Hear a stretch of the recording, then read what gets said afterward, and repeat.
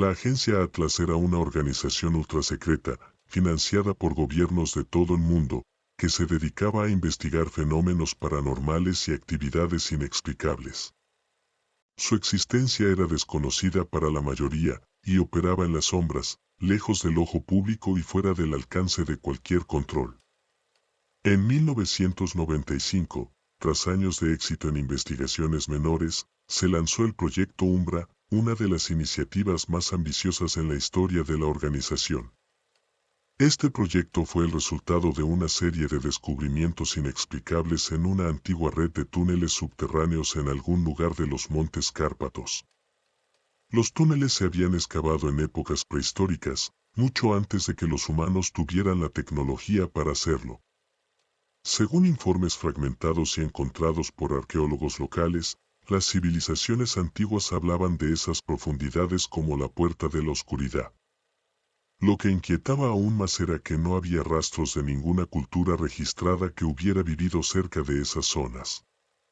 La primera misión del Proyecto Umbra consistió en enviar a un equipo de exploradores, científicos y agentes especiales al sitio. Entre ellos estaba el Dr. Oeke Kivikos, un antropólogo renombrado que había trabajado previamente con la agencia en investigaciones sobre culturas desaparecidas.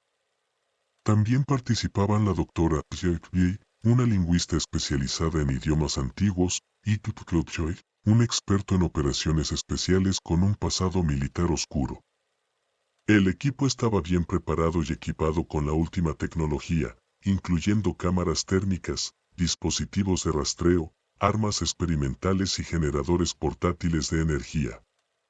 Su misión era explorar los túneles, documentar cualquier hallazgo y recuperar muestras para un estudio más profundo. El primer día, el equipo descendió a los túneles sin complicaciones. La atmósfera en el interior era sofocante, pero nada que sugiriera peligro inmediato. Los túneles se extendían mucho más allá de lo que las primeras investigaciones de radar habían detectado. Estaban construidos con una precisión geométrica aterradora, con paredes cubiertas de símbolos que ninguno de los miembros del equipo pudo identificar, ni siquiera la doctora Bass. El silencio en esos túneles era casi palpable. Ningún sonido, excepto los pasos del equipo, reverberaba en las paredes. No había ecos naturales, ni el más mínimo ruido de vida subterránea. Como si estuvieran entrando en un vacío insondable. En la segunda jornada, las primeras señales de que algo estaba mal comenzaron a manifestarse. Una niebla fría y espesa comenzó a llenar algunos de los túneles, apareciendo de la nada. Las cámaras térmicas captaron fluctuaciones anormales de temperatura. Algunas zonas del túnel estaban a punto de congelarse, mientras que otras parecían irradiar calor, lo que no tenía sentido. Peor aún, las comunicaciones con el centro de mando en la superficie comenzaron a fallar. El equipo todavía podía hablar entre ellos, pero cualquier intento de contacto con el exterior era inútil. El tercer día, las cosas empeoraron.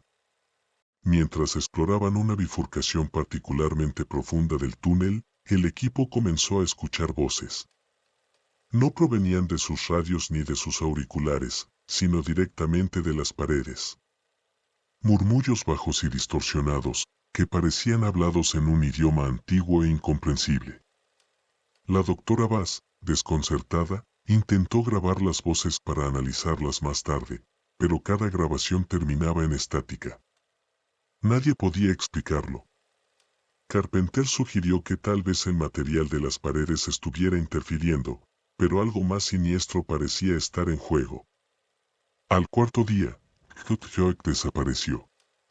Fue durante una exploración de una cámara lateral cuando simplemente se desvaneció. El equipo lo había visto entrar en una pequeña sala circular, pero cuando lo siguieron, no estaba allí.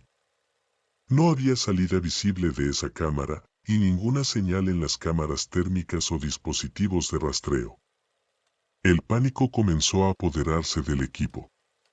Trataron de organizar una búsqueda exhaustiva, pero cuanto más buscaban, más perdidos parecían estar. Algo en esos túneles desafiaba la lógica. La doctora Bass, que había estado obsesionada con los símbolos de las paredes, finalmente logró descifrar uno de ellos. Lo que descubrió fue aterrador. El símbolo no era solo un lenguaje, sino una advertencia. Era un recordatorio de algo antiguo, mucho más antiguo de lo que la humanidad podía comprender, una entidad conocida solo como Umbra, una fuerza de oscuridad pura que habitaba en lo más profundo del planeta, esperando ser liberada. El descubrimiento perturbó a Buzz profundamente. Las advertencias sugerían que cualquier contacto con Umbra traería devastación no solo para los que estuvieran cerca, sino para todo el mundo exterior. Al sexto día, con Trot desaparecido y las voces haciéndose más persistentes, el equipo decidió abandonar la misión. Sin embargo, cuando intentaron regresar a la entrada del túnel, descubrieron algo desconcertante.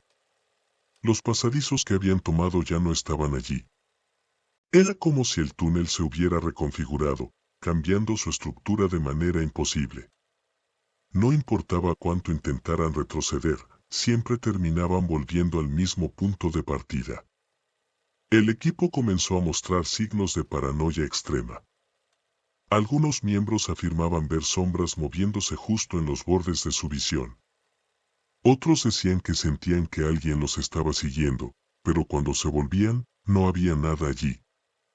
El séptimo día, la situación se volvió insostenible. La doctora Buzz, normalmente tranquila y racional, se desplomó en el suelo, balbuceando en lenguas desconocidas.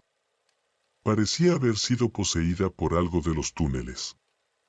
Carpenter trató de calmarla, pero no sirvió de nada. Finalmente, fue necesario sedarla, pero incluso bajo los efectos de los tranquilizantes, seguía murmurando en esos idiomas antiguos. Fue entonces cuando algo peor ocurrió. Durante la noche, uno de los científicos desapareció. Los dispositivos de vigilancia grabaron algo perturbador, una sombra sin forma que parecía envolver al hombre mientras dormía. La sombra se lo llevó hacia las profundidades del túnel, y no quedó rastro de él. Al octavo día, solo quedaban 3 miembros del equipo. El doctor Carpenter, aterrorizado pero decidido a documentar lo que pudiera, organizó una última expedición al centro del túnel. Lo que encontró allí fue indescriptible. En el corazón de la red de túneles había una vasta cámara subterránea, con un altar en su centro. El altar estaba cubierto de restos humanos, huesos antiguos que parecían haber sido utilizados en rituales macabros. En el techo de la cámara, colgaba una gigantesca masa de oscuridad, una entidad hecha de pura sombra. Era Umbra. La entidad era consciente de su presencia y comenzó a moverse lentamente hacia ellos, proyectando una sensación de terror indescriptible. Carpenter, en su último momento de lucidez, comprendió que Umbra no estaba atrapada allí por accidente. Había sido contenida por aquellos que construyeron los túneles, civilizaciones que comprendían su poder destructivo. Sin embargo, al haber roto el sello al entrar, el equipo había liberado algo que no podía ser controlado. Días después, una misión de rescate enviada por la agencia Atlas encontró los túneles completamente vacíos. No había rastro del equipo ni de ninguna de las anomalías documentadas. Los túneles estaban desprovistos de vida, de símbolos y de toda presencia humana. El único artefacto recuperado fue una cámara, con un único archivo de video. En él, se veía al Dr. Carpenter, con una mirada vacía, grabándose a sí mismo en lo que parecían ser sus últimos momentos. En susurros, decía: Umbra ha despertado. Y no se detendrá. El proyecto Umbra fue inmediatamente archivado, y todos los involucrados en la investigación fueron silenciados o desaparecieron misteriosamente. Nadie sabe con certeza qué pasó en esos túneles, pero algunas filtraciones indican que lo que encontraron allí sigue existiendo, moviéndose lentamente hacia la superficie. El equipo de investigación de la Corporación Novaris había estado trabajando en proyectos avanzados durante décadas, enfocados en la expansión de los límites de la ciencia. Su último y más ambicioso esfuerzo fue el Proyecto Ícaro, una investigación destinada a descubrir las propiedades ocultas de una extraña materia oscura hallada en el interior de una mina abandonada en los Alpes suizos. Nadie sabía de dónde provenía esta sustancia ni por qué no había sido detectada antes, pero lo que sí estaba claro era que no se parecía a nada conocido en la Tierra. La primera muestra fue recuperada en secreto por un grupo de geólogos y científicos. La sustancia, de un color negro profundo y con una textura gelatinosa, parecía tener vida propia.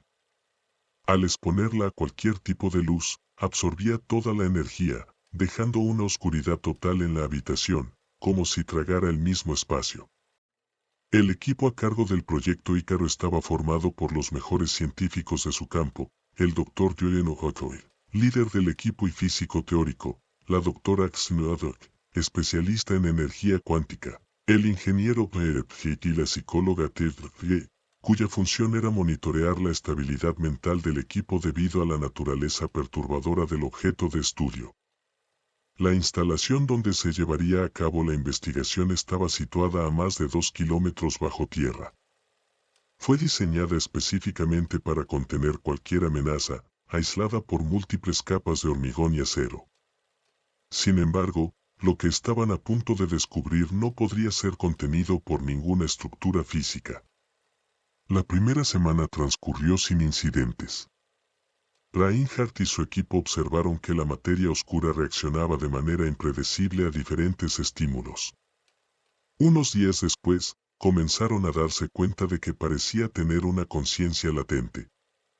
Cuando le acercaban objetos metálicos, la sustancia vibraba levemente, y cuando intentaban manipularla, se retraía, como si se estuviera protegiendo. Al final de la segunda semana, comenzaron los verdaderos problemas. Marcos Finn, el ingeniero que había estado monitoreando los sistemas de contención, informó que algo extraño estaba ocurriendo en las cámaras de aislamiento. Los sensores de energía estaban fuera de control, marcando fluctuaciones imposibles de temperatura y presión. Lo que era aún más desconcertante era que los equipos de video en la cámara donde se encontraba la materia captaban imágenes distorsionadas. Sombras que parecían moverse por su cuenta, figuras humanoides que aparecían brevemente antes de desaparecer en la oscuridad. Una noche, mientras la doctora LeBlanc trabajaba en una simulación, la materia oscura reaccionó de manera nunca antes vista. Una especie de pulsación eléctrica salió de la sustancia y recorrió el laboratorio en todas direcciones. Todos los sistemas electrónicos fallaron de inmediato. Las luces parpadearon y luego se apagaron por completo, sumiendo la instalación en una oscuridad absoluta. El generador de respaldo tardó varios segundos en entrar en funcionamiento, pero en ese breve momento, algo sucedió. Rachel Vance fue la primera en notarlo. En cuanto las luces volvieron, había algo diferente en el aire. Era denso, casi opresivo. El laboratorio, que siempre había tenido una sensación de orden y control, ahora parecía hostil. Algo había cambiado, algo fundamental. Fue entonces cuando Finn, que estaba revisando los controles en la sala de contención, notó que la puerta de seguridad había sido ligeramente desplazada, como si algo hubiese intentado abrirla desde dentro. Reinhardt intentó mantener la calma del equipo, asegurando que lo que habían experimentado podía ser una mera sobrecarga energética debido a la reacción de la materia, pero sabía que era algo más. La misma materia había comenzado a comportarse de manera cada vez más errática, pulsando como un corazón.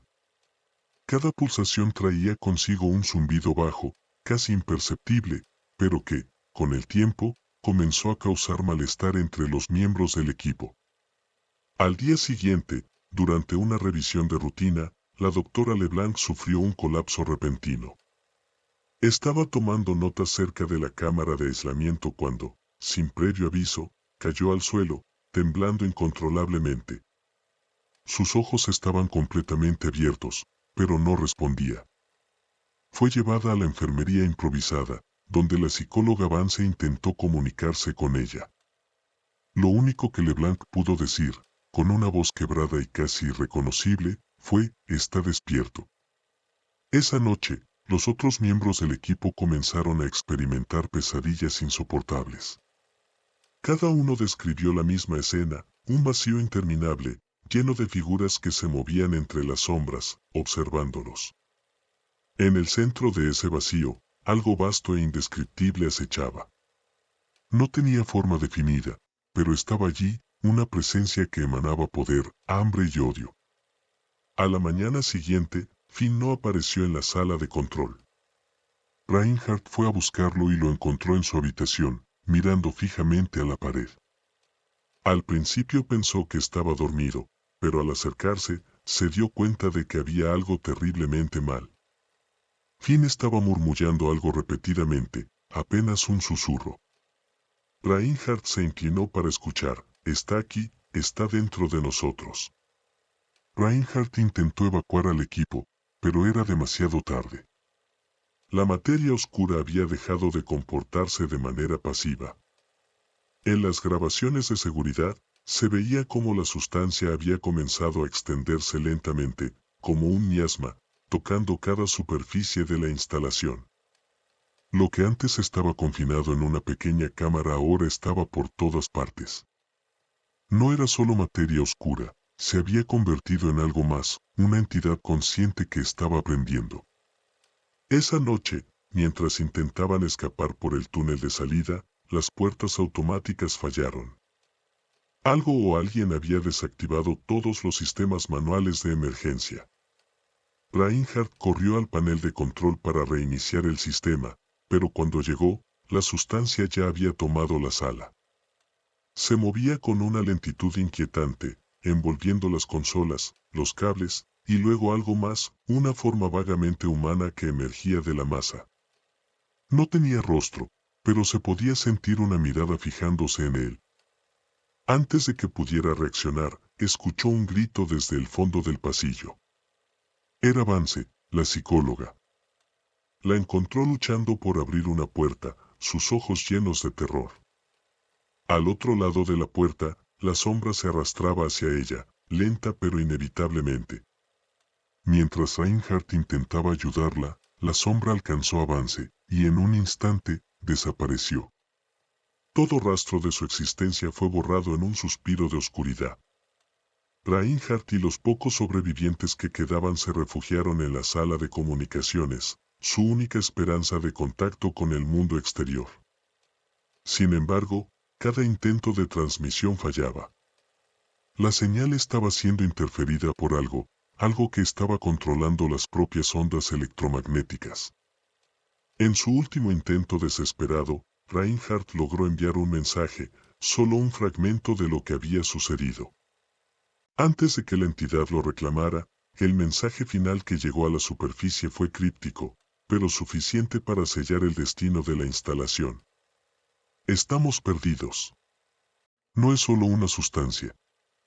Es un pensamiento. Está dentro de nuestras mentes. No podemos escapar. No podemos detenerlo. Después de ese mensaje, toda comunicación se cortó, y la instalación fue sellada. Ningún equipo de rescate fue enviado. Nadie en la corporación Novaris intentó descubrir qué había sucedido exactamente. Sabían que lo que había estado allí abajo ya no pertenecía al mundo humano. Las montañas que albergaban la instalación quedaron cerradas indefinidamente, y la entrada fue colapsada. Sin embargo, los habitantes cercanos a la región comenzaron a hablar de extraños sonidos provenientes de las profundidades de la tierra, y de una sombra que, en noches sin luna, parecía moverse entre las montañas, como si buscara algo más, algo que no había terminado.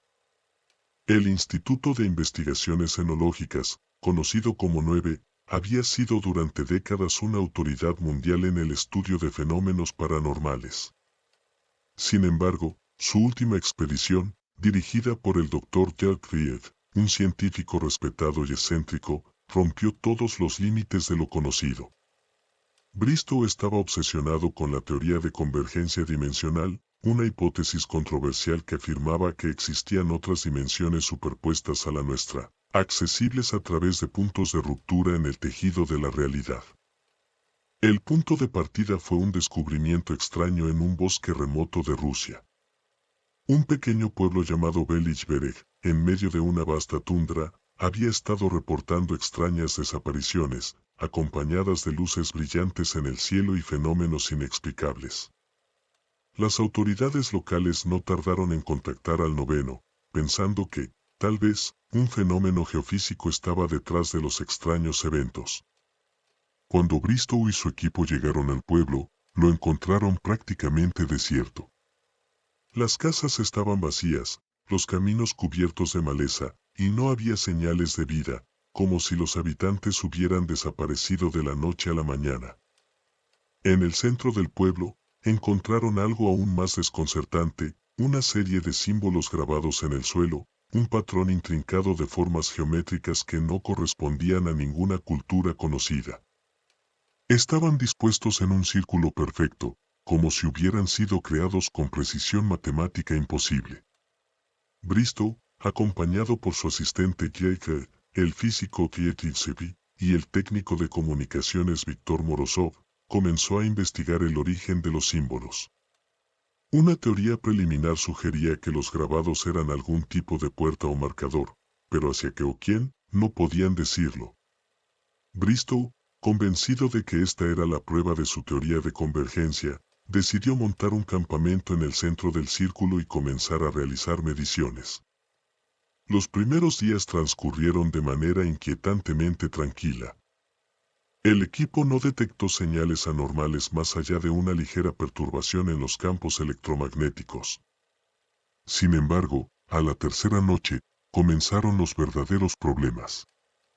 Mientras Siek revisaba las grabaciones de las cámaras térmicas, notó algo fuera de lugar. En una de las grabaciones nocturnas, justo en el centro del círculo, aparecían sombras que no podían ser explicadas por la posición de las luces del campamento. Se movían erráticamente, como si danzaran alrededor del círculo, pero al observar el lugar en tiempo real, no había nada. El equipo intentó ignorar el fenómeno, achacándolo a un fallo técnico, pero la situación empeoró. Esa misma noche, mientras Morozov revisaba el equipo de transmisión, empezó a escuchar algo a través de los auriculares, una especie de estática que, al concentrarse más, reveló un débil susurro. No podía identificar las palabras, pero la voz era clara, y lo peor era que no provenía de ninguna frecuencia conocida. Era como si viniera directamente del aire, sin necesidad de dispositivos. Morozov, sobresaltado, compartió el descubrimiento con Bristow, pero el científico, emocionado más que preocupado, lo interpretó como una señal de que estaban cerca de descubrir algo extraordinario. Al día siguiente, las mediciones de Bristow mostraron un pico inexplicable en la energía del lugar. El suelo bajo el círculo estaba emitiendo radiación en un espectro desconocido, algo que no se había visto en ningún fenómeno natural o artificial. Fue entonces cuando Zack decidió que era el momento de probar un experimento más radical. Construyeron una máquina diseñada para amplificar las ondas electromagnéticas, creyendo que, al hacerlo, podrían abrir un portal a la dimensión paralela que Bristow estaba convencido de que existía. El experimento comenzó al anochecer. El equipo encendió la máquina en el centro del círculo, y de inmediato, las sombras que antes solo aparecían en las cámaras térmicas se hicieron visibles a simple vista. Pero estas sombras no eran simples figuras difusas. Tenían forma humanoide, pero distorsionada, como si estuvieran hechas de humo, cambiando y fluctuando en cada movimiento. Las formas parecían atraer hacia la máquina, como si respondieran al incremento de energía. Karen, horrorizada, intentó apagar la máquina, pero Bristow la detuvo. Estaba convencido de que aquello era el logro de su vida, la prueba definitiva de su teoría. Mientras las sombras se amontonaban alrededor del círculo, la máquina alcanzó su máximo poder, y de repente, todo el campamento fue envuelto por una explosión de luz blanca cegadora. Cuando la luz se desvaneció, el equipo ya no estaba en el mismo lugar. Se encontraron en una vasta extensión vacía, un paisaje que no correspondía a nada en la tierra. El cielo era un gris metálico, sin sol, sin estrellas, solo un vacío interminable. El suelo, una sustancia blanda y negra, parecía moverse ligeramente bajo sus pies. Pero lo más aterrador eran las sombras. Ahora estaban en todas partes, ya no danzaban en los márgenes, estaban allí, estáticas, observando. Bristow, maravillado por lo que creía que era una dimensión alternativa, intentó comunicarse con las sombras. «Esto es lo que buscábamos», exclamó. Pero cuando una de las sombras se acercó más, todo cambió. La sombra se alargó y retorció hasta formar algo que parecía un rostro humano, pero grotescamente distorsionado, sin ojos, con una sonrisa interminable que parecía burlarse de ellos. «Detente», gritó Giles, pero era demasiado tarde. Las sombras comenzaron a moverse hacia ellos con rapidez. Morozov, en pánico, intentó correr, pero cuanto más lo intentaba, más parecía alejarse del grupo, como si el terreno bajo sus pies lo devorara lentamente. Lloyd, paralizado por el miedo, apenas podía respirar mientras las sombras lo rodeaban. Una de ellas extendió lo que parecía ser una mano hacia su rostro, y, al tocarlo, el grito de Adam resonó en el vacío, un grito que no terminó, porque fue absorbido junto con él. Bristow, aún tratando de comprender, fue el siguiente. Las sombras lo envolvieron lentamente, como si estuvieran reclamando algo suyo. No luchó, no gritó. Solo quedó en pie, fascinado hasta el último momento mientras su cuerpo se desvanecía en la oscuridad. Ellis, la última en pie, logró activar el dispositivo de emergencia de la máquina antes de que las sombras pudieran alcanzarla. Un destello final la envolvió, y todo desapareció. Despertó sola, de vuelta en el bosque de Bellichberg. El campamento estaba destrozado, la máquina destruida, y no había rastro de Bristow, Adam o Morozov. Aunque la había traído de vuelta, algo estaba profundamente mal. Sentía su piel arder, sus ojos no podían enfocar bien, y, sobre todo, las sombras seguían allí. Podía verlas en los bordes de su visión, acechando, esperando. Días después, fue encontrada por un equipo de rescate ruso, deambulando sin rumbo por el bosque. Su relato fue considerado delirante, el producto de un colapso mental debido al estrés de la expedición.